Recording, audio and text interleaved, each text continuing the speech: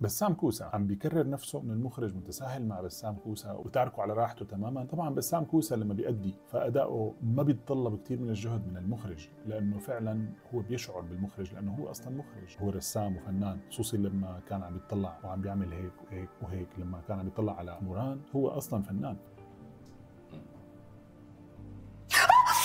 بسام كوسة فنان بيعتمد على الأداء المنهجي، فبياخذ الدور وبيصبغه بشخصيته وبعدين بيقدمه. فنحن كتير بنشوف بسام كوسة قريب من الشخصيات اللي بيقدمها. طبعا هو بينوع كتير وهو فنان شاطر بباقي الأعمال اللي عنده فيها مساحة كافية لأنه يبدع، لأنه يغير شخصيته أصلا. ما حدا قلل احترامك غير انت، كل الوقت عم تطلع على هذا الشاعر الباعر وعم تتغنجي له وجوزك واقف جنبك مثل الحيط، انت عم تقللي احترام حالك. لكن هون بهذا الدور هي مساحته. هل كان لازم يعمل شيء أكثر؟ هل كان لازم يغير تغيير جذري بالشخصية؟ ما هذا الموضوع، يعني ما فيني أنا أقول إيه أو لا، هذا يترك للمخرج والممثل.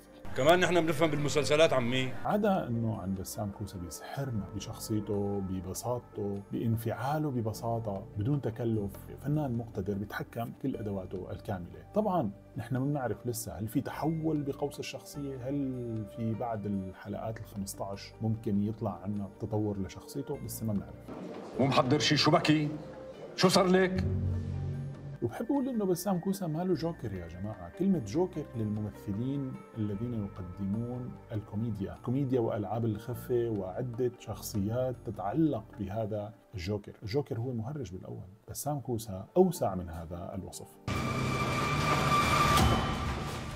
العسكري القذر جنتل جوزيف بونصار. نحن داخل سوريا ما في ممثلين كتير بيحكوا فرنسي بطلاقة، فنحن رحنا ندور خارج سوريا فمنلاقي بلبنان أو بتونس، واللي لقوه هو جوزيف بونصار. صراحة أداء شخص متوازن بيقدر يعمل تصاعد بشكل سلس وكأنه محرك ألماني ليوصل لذروة الانفعال تبعه، وهو محافظ على ثباته.